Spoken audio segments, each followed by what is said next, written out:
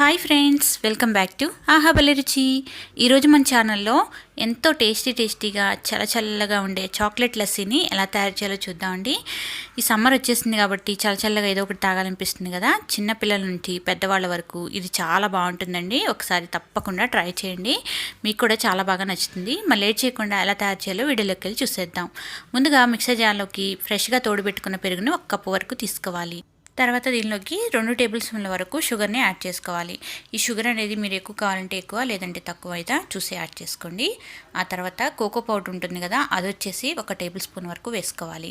మరీ ఎక్కువగా వేసుకోకూడదండి, చేదు వచ్చేస్తుంది, కాబట్టి చూసి యాడ్ చేసుకోండి. తర్వాత దీనిలోకి చాక్లెట్ సిరప్ వేసుకోవాలండి. అది వచ్చేసి 1 టేబుల్ స్పూన్ వరకు యాడ్ చేసుకుంటున్నాను నేను ఇక్కడ.